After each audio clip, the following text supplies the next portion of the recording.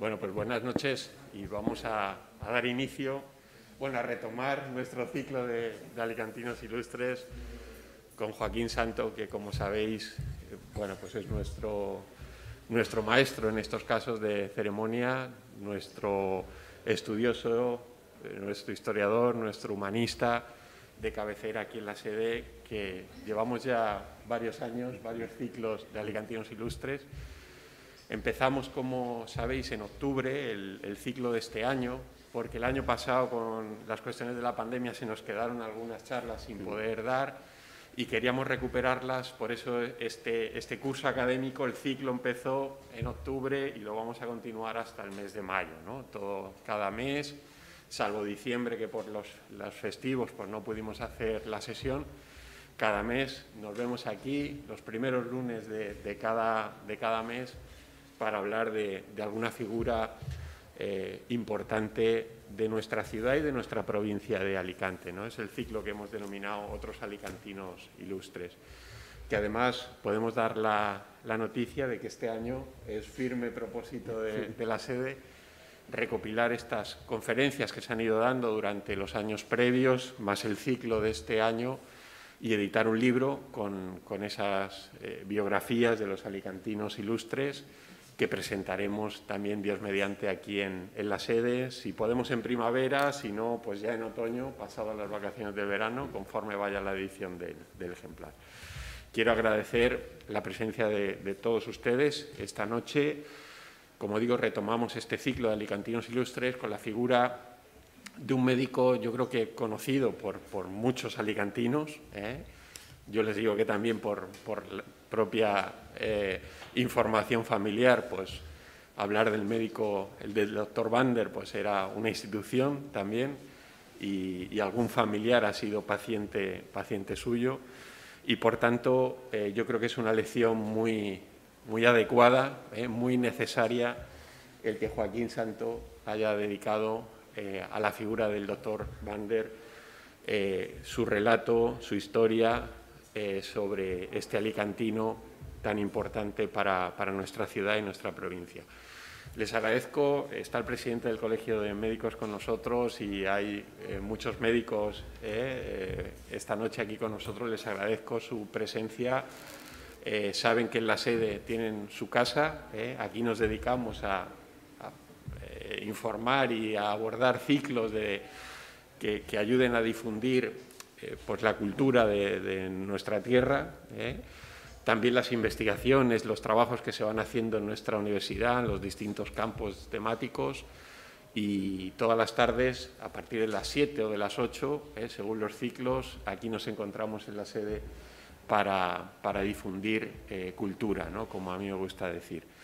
Empezamos ahora este ciclo o este trimestre de invierno-primavera que nos llevará hasta la Semana Santa, donde vamos a tener, además del ciclo de alicantinos ilustres, diferentes talleres de escritura.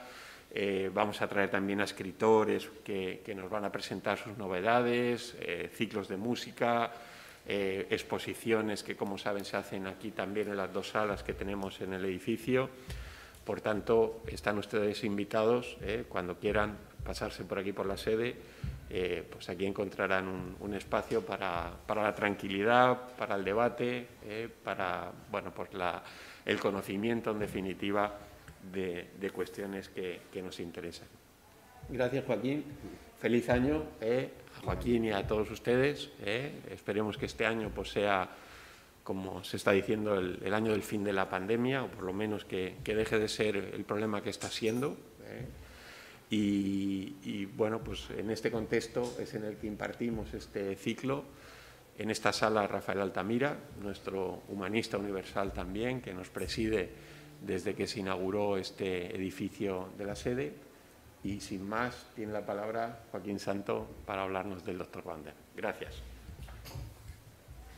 Muchas gracias, Jorge. Y gracias también, como no, a todos los presentes y a los que nos siguen por la vía streaming. Agradezco, aunque hay muchos y grandes y buenos profesionales de la medicina, veteranos y menos veteranos, pero la presencia aquí del doctor Hermann Schwarz, que es el presidente del Colegio Oficial de Médicos de Alicante, de otros miembros de la Junta Directiva, del Ateneo, del Colegio de Médicos, que también se dedica a las actividades culturales, y a tantos profesionales de la medicina, amigos o no aquí presentes, y, como no, a los miembros de la familia Van der Hofstadt, y entre ellos, pues, a los que he estado en las últimas fechas vinculado, dándome datos de su padre, como son sus hijos Fernando y Lola, los nombro por el orden cronológico, y que están lógicamente también aquí hoy presentes. Voy a hablar de la personalidad de un hombre que es posible que me cause una emoción en algún momento, porque tuve vínculos con él muchísimos más. Mi mujer, él fue testigo de mi boda y maestro de mi mujer en el quirófano. Estamos ante un personaje ejemplar, de ahí que yo haya puesto en el título de esta conferencia cirujano ejemplar, porque llegó a lo más alto surgiendo de los estratos más bajos por el drama familiar de la niñez, trabajando desde adolescente hasta conseguir ser médico y mostrándose siempre tremendamente generoso con las clases menos favorecidas. Hablamos de Carlos Van der Hofstadt Alberola, conocido por todos como Carlos Van der, a secas, porque lo de Hofstadt suena muy complicado. Él mismo, con ironía, decía: guardo una colección de diplomas, de títulos, de conferencias, de folletos, en los que en cada uno de ellos me ponen el apellido de una manera diferente. El Hofstadt era imposible casi de poder reproducir exactamente.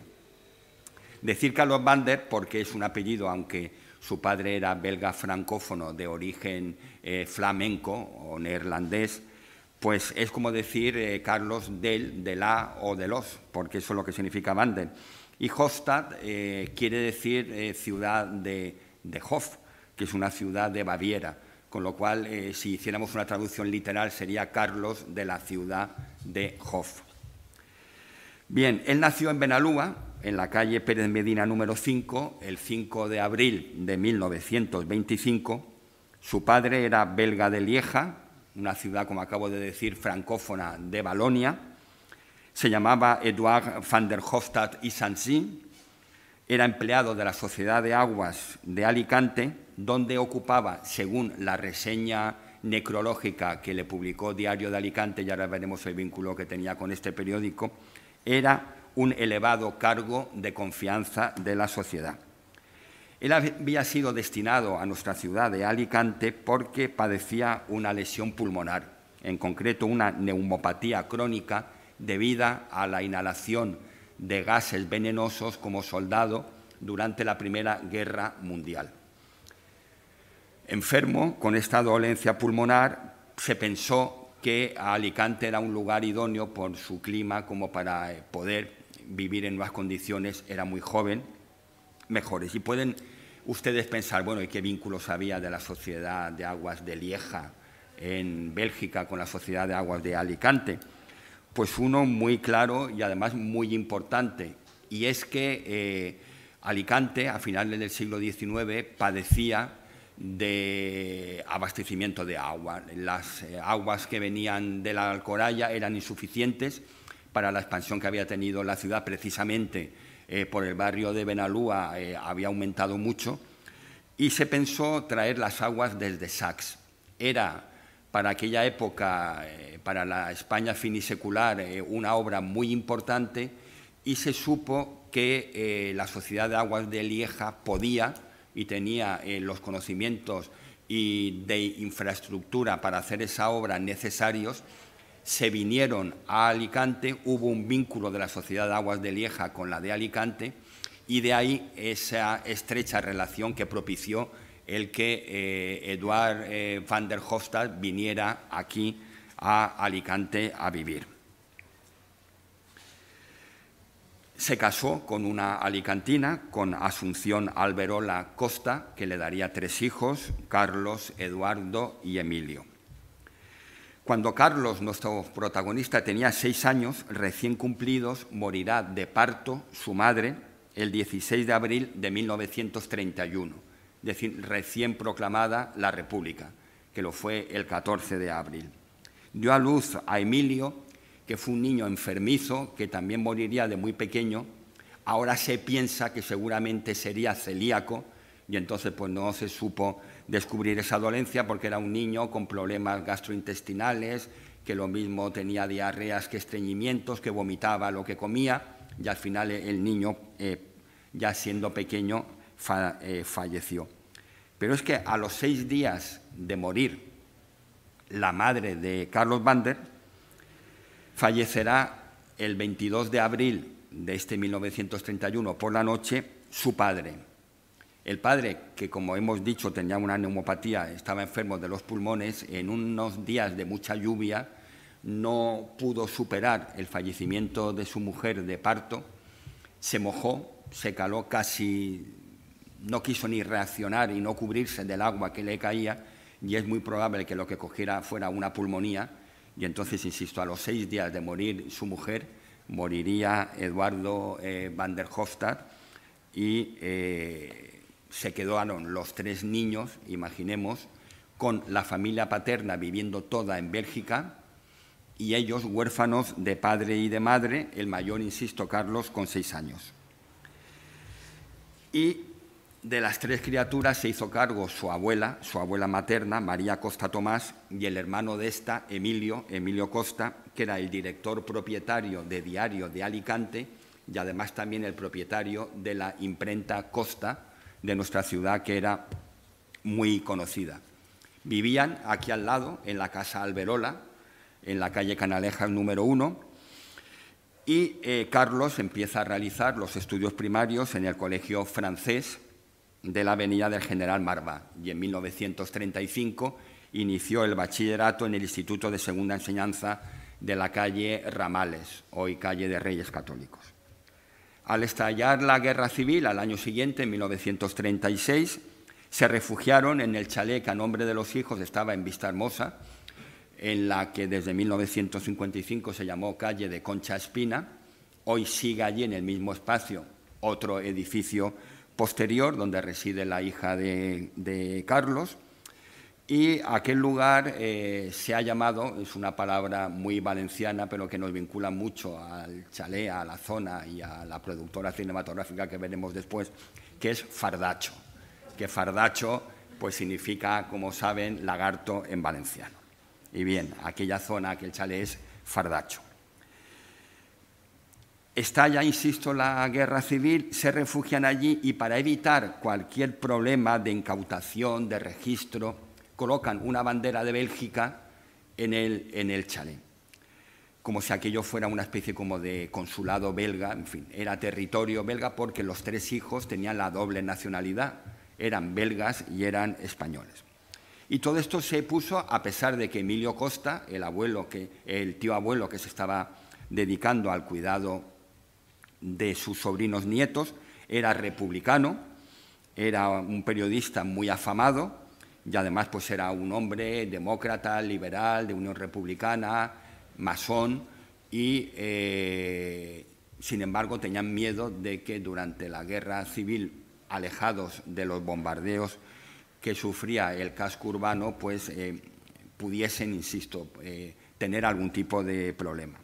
Pero con el devenir de la contienda, ¿qué es lo que sucede? Que el propio Emilio Costa, que había perdido ya antes de la guerra el Diario de Alicante, que lo había adquirido un personaje alicantino del que aquí también hemos hablado, Joaquín Chapaprieta, que fue ministro y presidente del gobierno durante esta Segunda República, que en aquella época era director de Diario de Levante, pero Emilio Costa ve que el devenir de la guerra le va a traer problemas, que el bando franquista va a ser el vencedor y lo que decide es irse al exilio. Se fue al exilio, en algunas publicaciones dice acabada la guerra, cuando la guerra terminaba, no, se fue al exilio meses antes, además con su sobrino nieto y hermano de la madre de Carlos Bander, que era Carmelo Alberola Costa, que también era periodista y que trabajaba en Diario de Alicante y luego en Diario de Levante. Pues bien, Insisto, Emilio Costa, masón de la logia Numancia, donde tenía el nombre de Tolstoy, marchó al exilio argentino con su sobrino nieto, como he dicho, y cuando la guerra está a punto de terminar, la guerra ya sabemos que termina el 1 de abril, cuando se toma el puerto de Alicante, las tropas italianas habían entrado en esta ciudad el 30 de marzo, y el 29 de marzo, justo la víspera, muere Emilio Costa en la ciudad de Tenés, que es la cuna del padre de otro protagonista de estos ciclos, de Gastón Castelló. Allí fallece Emilio Costa y pensemos, acabada la guerra, en qué situación se queda la familia. Los únicos ingresos provenían de la pensión que cobraba la abuela María.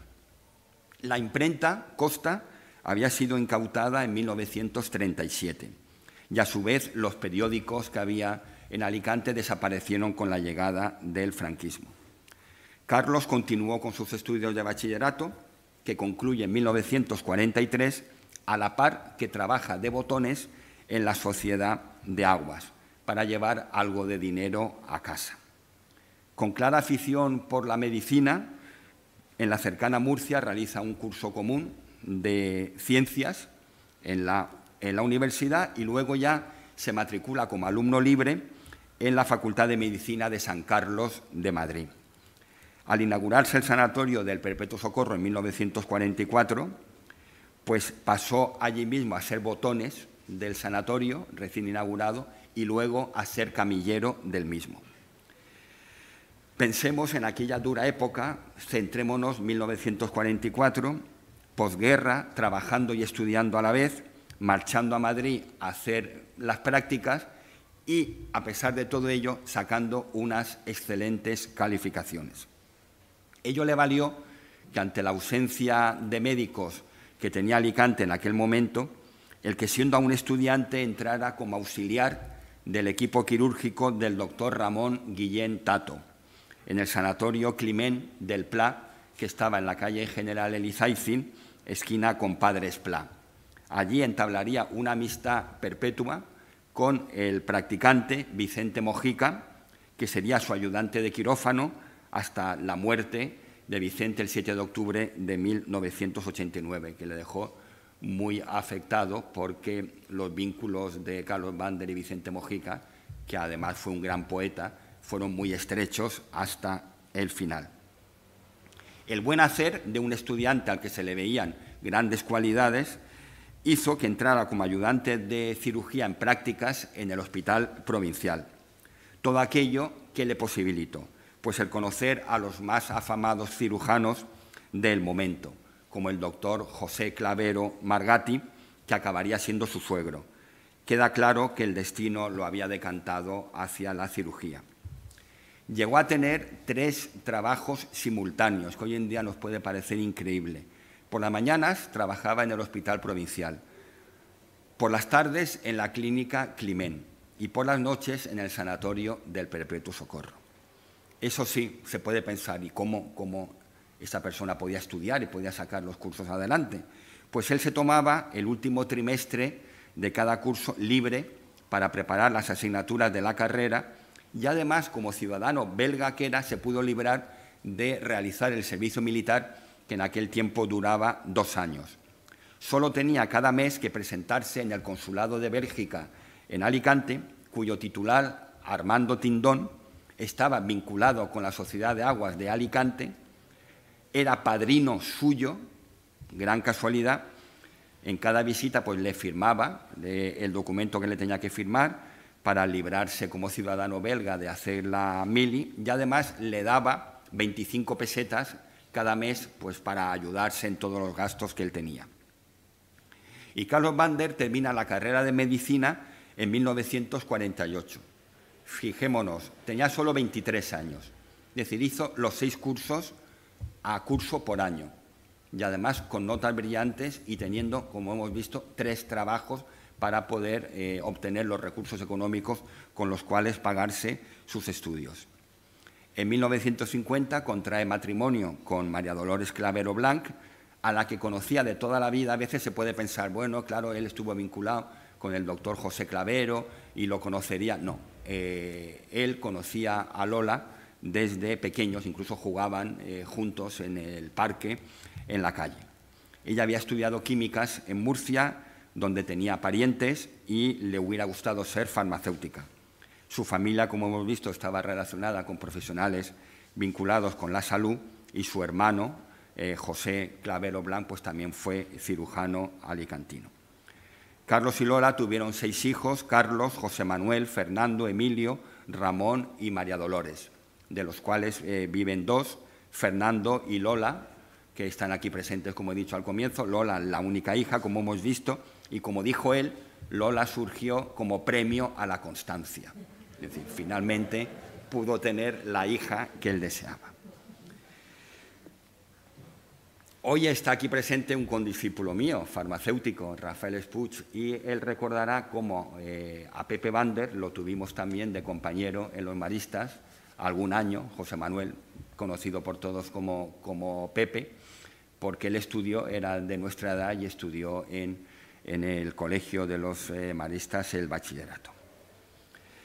Carlos Bander fija su residencia en el edificio de la Equitativa, en la calle Bailén 31, Chaflán, con la llamada hasta hace poco calle del Teniente Álvarez Soto y hoy calle de Cándida Jimeno Gargallo. Para el que pueda pensar quién fue esta señora, Cándida Jimeno, fue una de las 3 primeras concejalas que hubo en el Ayuntamiento de Alicante, nombrada en la dictadura del general Primo de Rivera en diciembre de 1924. Era maestra nacional, profesora de la Escuela Normal de Magisterio, y se nombró a tres mujeres por vez primera en un ayuntamiento alicantino: a María Socorro Solanich, a Catalina García Trejo y a Cándida, que es la que tiene la calle que se llamó hasta hace muy poco del Teniente Álvarez Soto. Resulta prolijo y muy extenso citar aquí todos los lugares donde, una vez concluida la carrera de medicina, amplió estudios. Estuvo en la Sorbona, en París, y en 3 hospitales más de la capital de Francia. Estuvo en la Facultad de Medicina de Lieja y en el Hospital d'Étendue de Burdeos. Hablaba, no hace falta insistir en ello, pues un francés perfecto. Fue socio fundador, numerario y miembro de distintas sociedades médicas de España, de Europa y de Argentina. En este país fue nombrado miembro de honor de la Sociedad Argentina de Cirugía Digestiva, trasladándose el 25 de agosto de 1984 a Buenos Aires para recibir la distinción y acudir al Congreso Internacional de Cirugía Digestiva. Recuerdo con exactitud la fecha, porque el día anterior yo me casé y él acudió solo a la ceremonia religiosa, porque nos comentó a mi mujer y a mí: mañana muy temprano tengo que salir a Madrid para tomar un avión para Buenos Aires. Marchaba a América. Según cuenta su gran amigo, discípulo y también eminente cirujano, el doctor José Bercial, fue en 14 ocasiones miembro de distintos tribunales. Participó en 92 congresos nacionales e internacionales de España, Francia, Italia, Alemania, Hungría, Portugal, Italia, Suiza, Checoslovaquia, Dinamarca, Siria, Japón, etc. Dio 62 conferencias y comunicaciones y publicó en 52 ocasiones en revistas médicas nacionales y extranjeras, básicamente sobre el aparato digestivo, en concreto estómago, hígado, páncreas, recto y principalmente vesícula, donde era un experto. También fue merecedor de distintos galardones, siendo el primero de ellos el premio Cromoxin de investigación, concedido en 1954, es decir, cuando tenía solo 29 años, por su estudio sobre la prevención de la meningitis. Ya toda su brillante carrera profesional lo vinculó al Hospital Provincial, donde fue jefe del servicio de cirugía, y al Sanatorio del Perpetuo Socorro. En el primero creó una novedosa unidad de cirugía experimental, donde realizaba intervenciones de corazón a perros y de vesícula a conejos, que le servían para luego poder aplicar sus experiencias a los enfermos con gran éxito. Precisamente su tesis doctoral, que se la dirigió una gran eminencia de la cirugía, catedrático de la Universidad de Barcelona, el pacense Cristóbal Pera, leída en 1975, trató sobre la contribución al estudio de la morfología del colédoco terminal en el conejo. Esto puede llamarnos un poco la atención, el que una tesis doctoral que obtuvo sobresaliente cum laude, pues estuviera vinculada en una facultad de medicina a sus experiencias que tenía en el hospital provincial operando a conejos. 2 años después es elegido mediante votación secreta miembro de la Real Academia de Medicina de Valencia, el único alicantino durante mucho tiempo. Su discurso de ingreso, y tenemos la portada de la publicación aquí a mis espaldas, fue sobre los orígenes y fundamentos de la cirugía biliar, ocupando el sillón que dejó vacante otro alicantino y uno de sus ilustres maestros, el doctor José Sánchez San Julián. En él cita algo vinculado a su afable trato con el paciente. He leído en Google, que sabemos todos con sus luces y con sus sombras, que es pues un magnífico espacio donde encontrar citas y datos que a veces hay que constatar porque muchos no son ciertos, pero he leído, y está aquí presente precisamente unas declaraciones que hizo el doctor Hermann Schwarz no hace mucho sobre la humanidad y la solidaridad que el médico tiene que tener con el enfermo. Hoy en día, y estamos hablando de 1975, que ya han pasado años, pero hoy en día parece que la relación del médico con el enfermo no sea tan solidaria, tan cercana, sino que se ha convertido a veces en una estructura burocrática donde el paciente es un número y donde se puede saber poco más de él y casi delante del ordenador ni le diriges la mirada. Y en aquel año 1975, en su acceso a la Real Academia de Medicina de Valencia,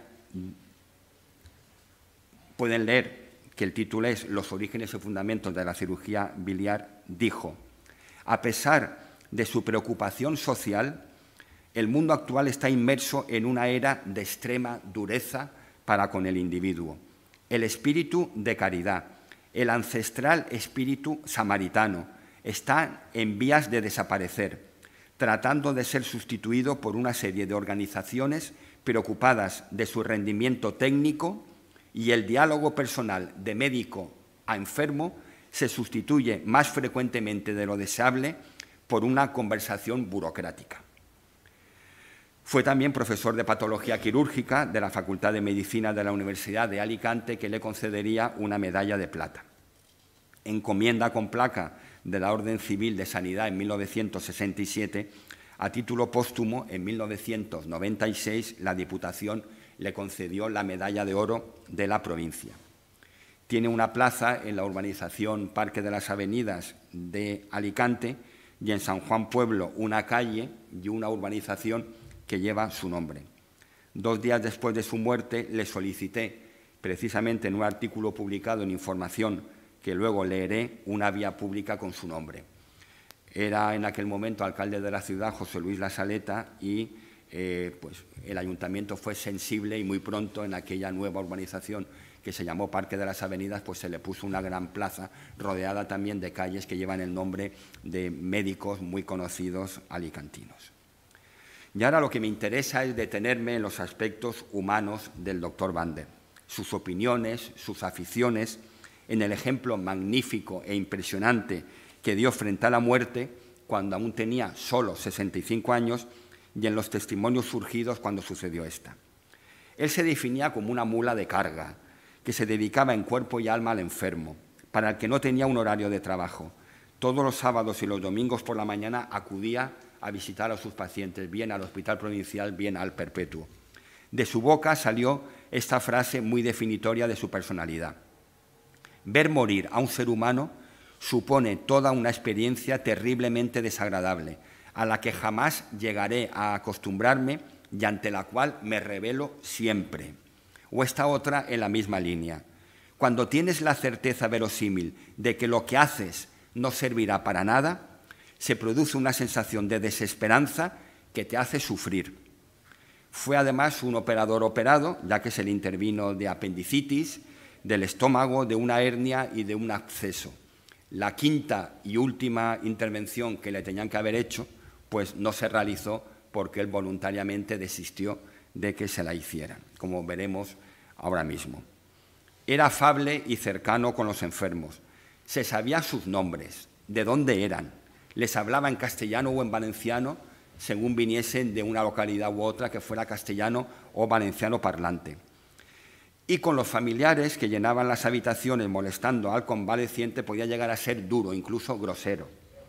Aquí, como tengo tantas anécdotas de mi mujer que ahora iré contando, decía, es que la gente que conocía muy superficialmente a Carlos Bander pensaba de él que era un hombre hosco, un hombre seco, un hombre distante. Él se recubría de un caparazón.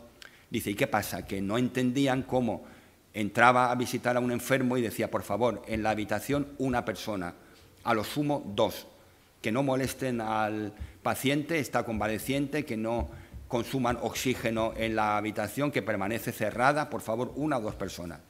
Hacía una ronda, volvía a la habitación y veía 6 o 7. Y entonces ya entraba pegando gritos, hablando en plata, cagándose en todo y diciéndole tú y tú a la calle. El doctor Bander es un animal, el doctor Bander no sabe tratar. No, es que para él, y siempre lo dijo, lo fundamental era el enfermo, el paciente, por encima de cualquier cosa. Bien, operaba.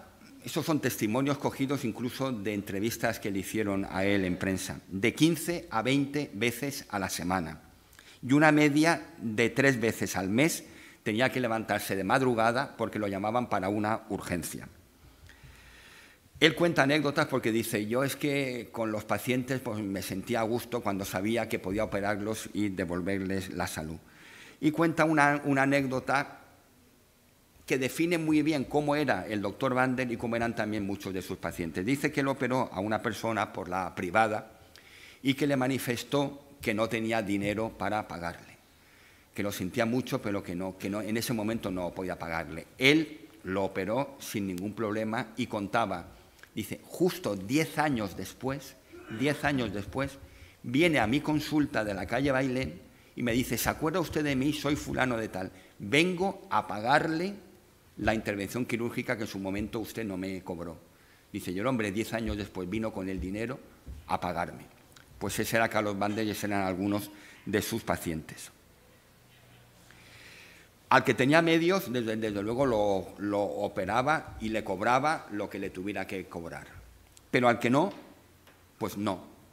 Lógicamente, en el hospital provincial, que entonces era también beneficencia pública, allí recibía gente de todo tipo, a la que operaba porque era su trabajo. Pero, y esta es otra de las anécdotas que vivió en primera persona mi mujer, dice, había algún momento en el que le decían en el hospital provincial, San Juan de Dios, don Carlos, viene un caso urgente, viene una perforación de estómago, pero no hay camas, está todo lleno, no hay programado quirófano. Y él automáticamente le decía, enfrente, al perpetuo. Pero don Carlos, si es una persona que no tiene recursos, Sor María, al perpetuo que yo me encargaré de los gastos. Y mi mujer vio cómo había pacientes cuando el hospital provincial estaba lleno, que los mandaba al perpetuo, los operaba allí y luego él pagaba los gastos del sanatorio. Ese era el doctor Carlos Bander. También él tenía por costumbre, luego en la etapa final de su vida lo veremos, era un hombre de fe, pero no era un hombre especialmente religioso, no era un hombre de práctica religiosa. Sin embargo, él, desde el obispo al último de los religiosos, los operaba siempre, pero por un criterio personal gratis. Sacerdotes religiosos y religiosas los operaba gratis, a veces hasta a sus familiares. Y no le importaba, insisto, el poder operar a quien fuera, quien tuviera esa urgencia, tuviera o no recursos económicos. Y a lo largo de la vida operó a mucha gente, no solo de la provincia de Alicante, sino de fuera, y también venían pues alicantinos o personas vinculadas con Alicante, como el actor Alberto Closas, como el cantante Jaime Morey, como el actor Pedro Mari Sánchez, etcétera. En cuanto a sus aficiones, le encantaba viajar. Lo que sucede es que él aprovechaba los congresos para luego quedarse días en los lugares, hemos visto, países de Asia, de Europa y de América, y entonces hacer viajes con Lola, con su mujer. Aprovechaba el Congreso, cuando el Congreso terminaba, hacía periplos por aquella zona, porque le encantaba viajar. Y también, como he dicho un poco al principio, el cine amateur. Él tenía Fardacho Films y entonces hacía sus propias películas, montaba las películas, tenía su guión, él hacía el guión, hacía intervenir pues, a sus hijos en esas películas y ya al final de su vida ya le puso hasta banda sonora a las películas, con lo cual pues una persona que rueda una película, que la monta y que le pone una banda sonora, pues tenía conocimientos del cine. También le gustaba mucho leer, tenía una gran biblioteca y de temas alicantinos, también era un gran aficionado a los toros. Y aquí entramos un poco y me van a permitir la licencia de la última parte de esta conferencia, pues personalizarlo un poco en mi mujer, porque estuvo trabajando con Carlos Bander cuando ella tenía la carrera recién terminada y brillantemente, porque era una gran amante de la cirugía. Entró mi mujer, que para quien la conoce pues no es excesivamente alta, mide menos de 1,60. Él le llamaba la nana, o sea, en el hospital era la nana, ya ha venido la nana. Y entonces la nana entraba en el quirófano y él llamaba, hombre, ha venido la nana, venga, Sor María, el taburete para que vea. Mi mujer tenía, yo creo, no ha querido venir porque lo iba a pasar mal, aparte de que ella tiene aquello de que la obligación es antes que la devoción, porque sabía que yo iba a contar alguna de estas anécdotas que ella me ha contado tantas veces.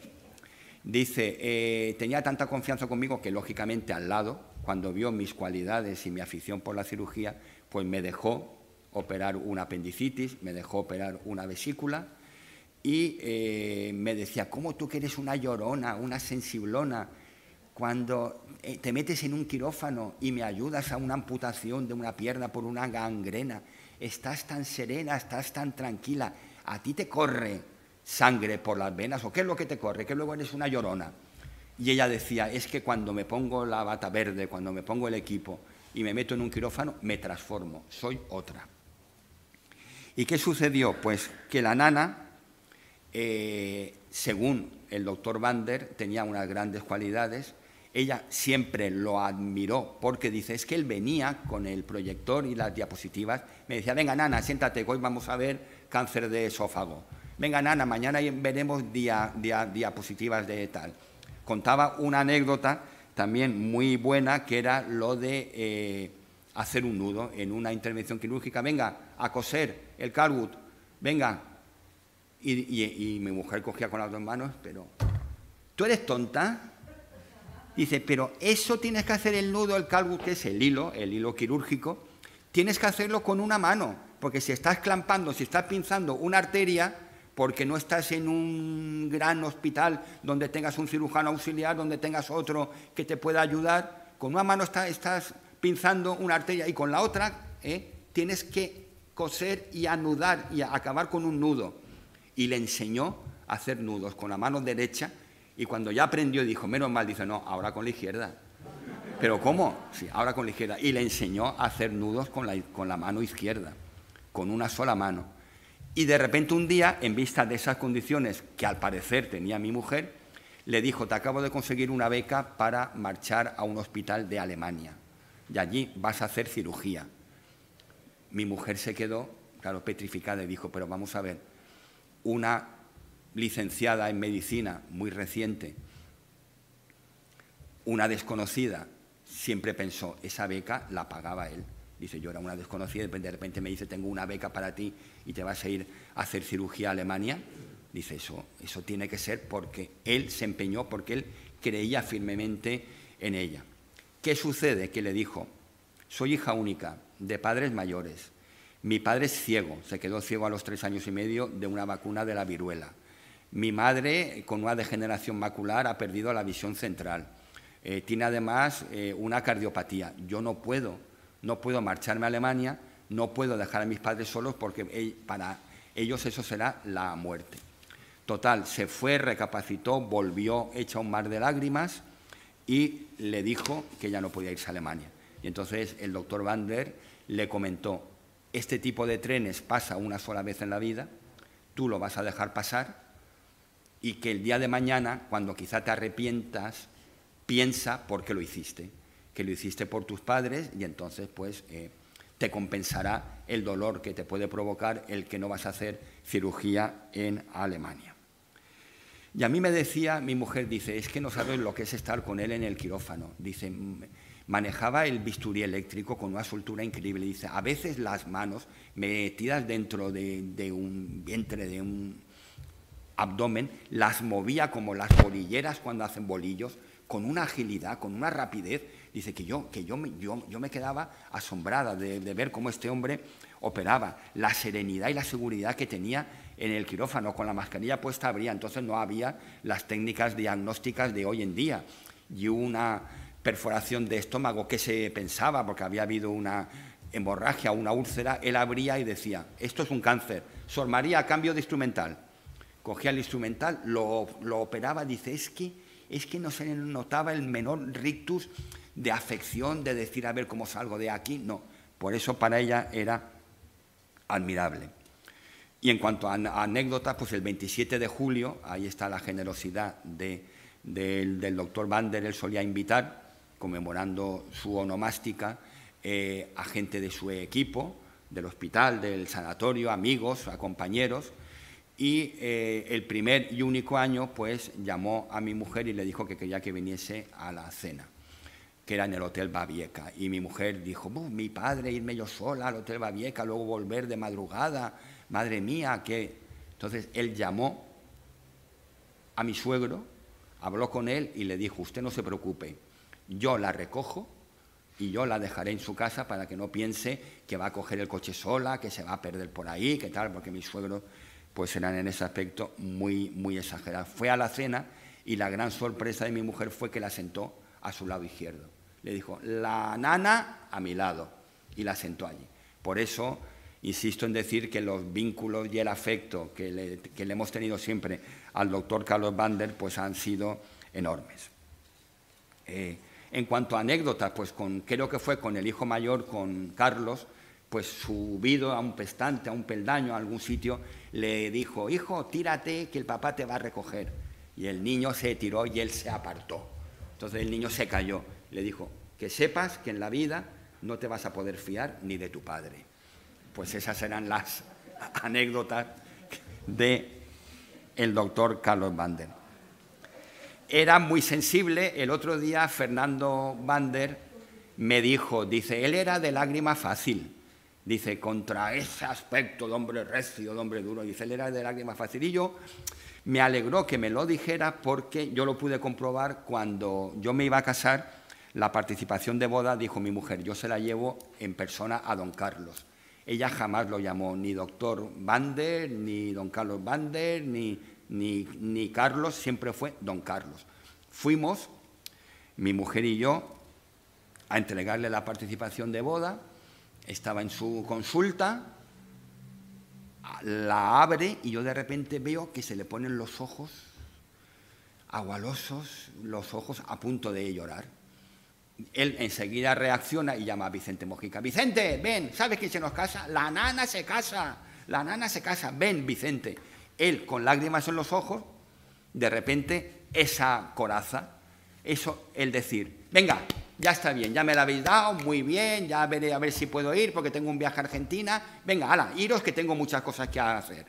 ¿Por qué? Porque él no quería que lo viéramos llorar porque se había emocionado al ver que la nana con la que él había estado tiempo en el hospital pues se casaba, además con una persona a cuyos padres pues conocía. Lola, su mujer, enferma de cáncer, él la opera de un cáncer de mama. Era un gran experto, además tenía la obsesión, no sé si con razón o no, estamos hablando, él murió, se acaba de cumplir el 31 aniversario de que los sujetadores con aro, que eran malos para la mama de las mujeres. Siempre le decía, cuando operaba a alguien de cáncer de mama, usted lo primero que tiene que hacer es quitarse el sujetador con aros. Eso era una cosa que le decía él, que mi mujer pues estaba al lado y lo oía. Bien, él la operó, pero se fueron a Boston, Massachusetts, a un gran hospital a que la revisara pues una de las eminencias mundiales que él había conocido en los congresos. Y le dijo que la operación había salido perfecta, que era una operación magnífica, que no había nada que añadir a aquella intervención, y Lola pues le sobrevivió muchísimos años, murió hace relativamente poco. Lógicamente, pues Carlos Bander tenía sus defectos y uno de ellos era el de fumar.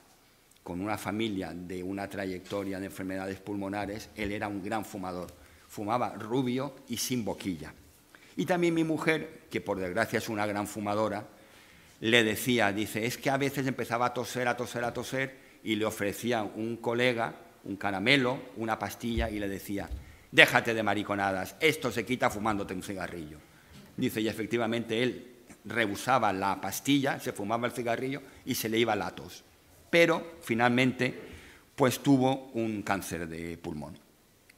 Estamos hablando del verano de 1990, se va al Hospital del Monte Sinaí de Nueva York, le dicen que la operación es muy probable que saliera bien, pero que quedaría con una baja capacidad respiratoria, que le impediría el seguir operando en quirófano y que además quizá le iba a obligar a tener que ir en silla de ruedas, que caminando podía tener pues una insuficiencia respiratoria porque la intervención tenía que ser importante, pero que podía salir perfectamente bien, y más en un hospital pues, de la entidad del Monte Sinaí.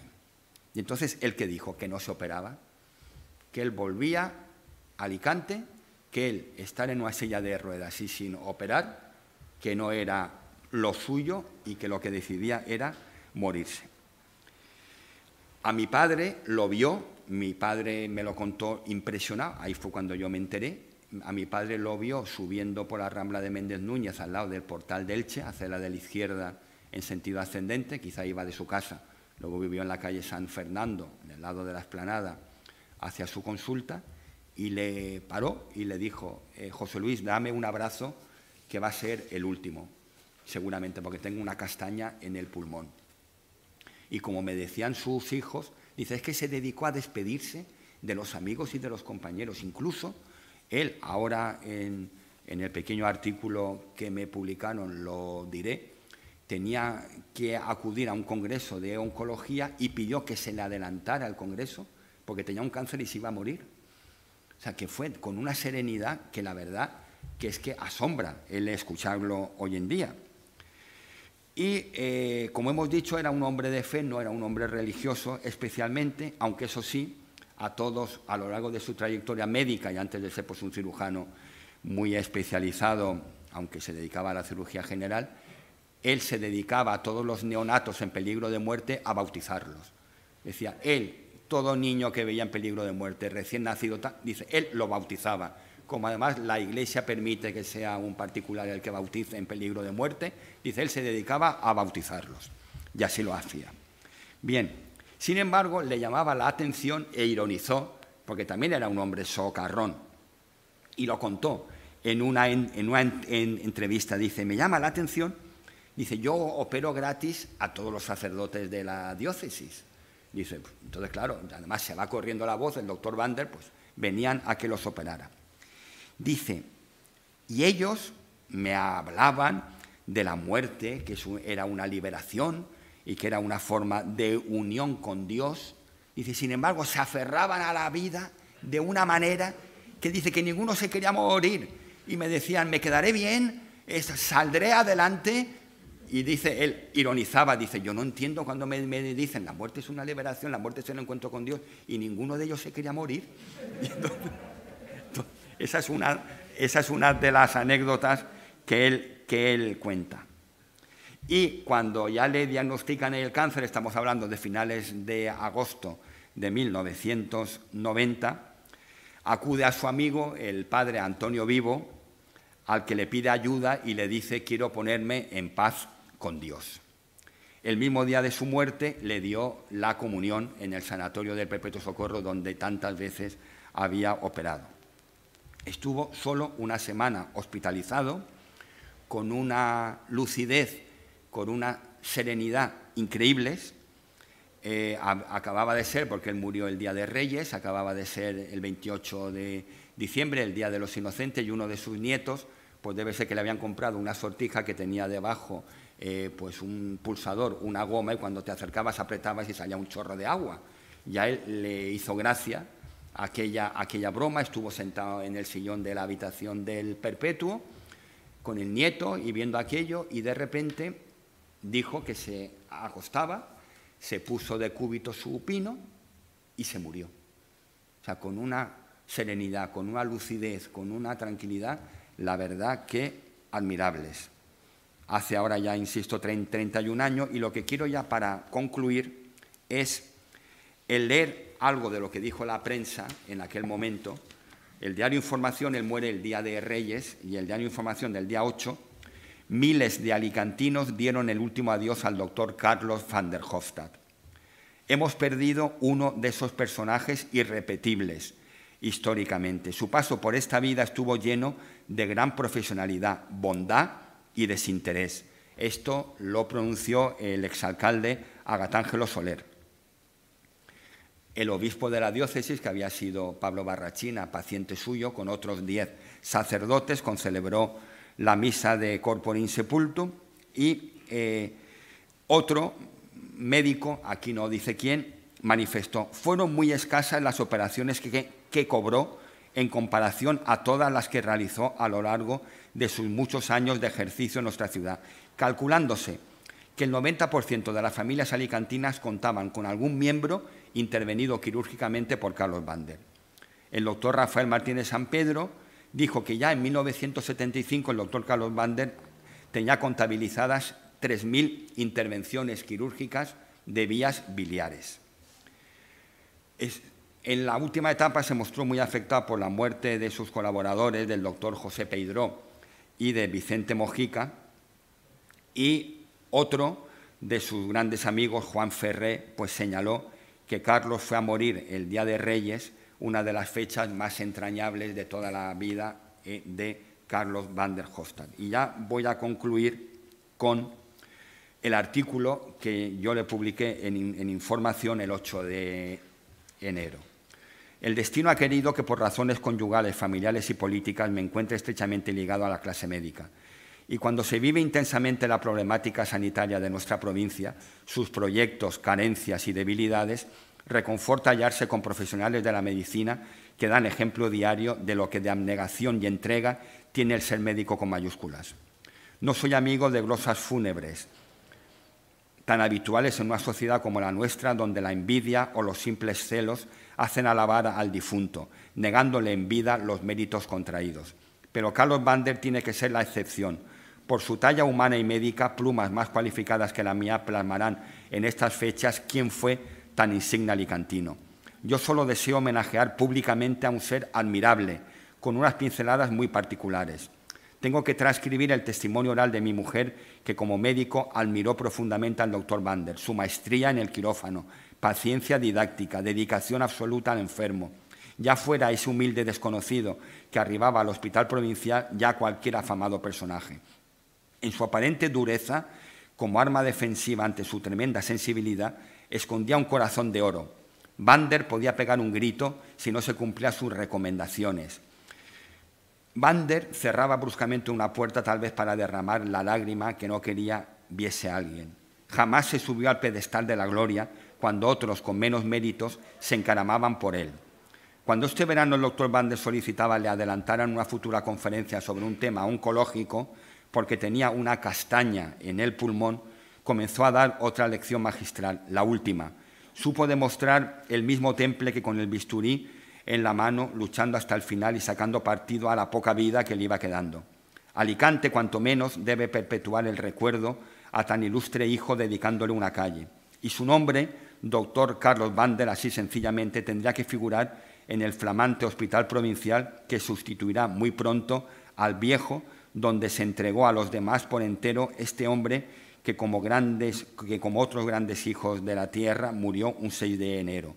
Menudo regalo de Reyes ha tenido el cielo este año. Muchas gracias.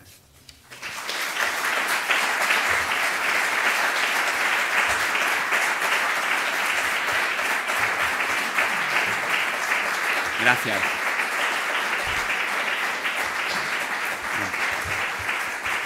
Si alguien quiere hacer algún comentario o alguna pregunta o algo, este es el momento de si se quiere hacer algo al respecto. Si no, lo que sí que puedo adelantar es que la próxima conferencia del mes que viene será sobre Juan Andrés i Morell, otro gran desconocido, y quizá pues con Rafael Altamira, el más ilustre erudito intelectual que ha tenido la provincia de Alicante. Juan Andrés i Morell fue jesuita, fue figura señera de la Ilustración, fue el padre de la literatura universal y comparada y además la principal figura de la escuela universalista española del siglo XVIII. Y gran parte de su vida la pasó en Italia, donde murió. Y yo creo que también merece la pena recordar a una figura totalmente desconocida hoy en día, cuando ha sido un gran erudito nacido, insisto, en la población de Planes. Y si no hay nada más, pues muchísimas gracias a todos y hasta la próxima.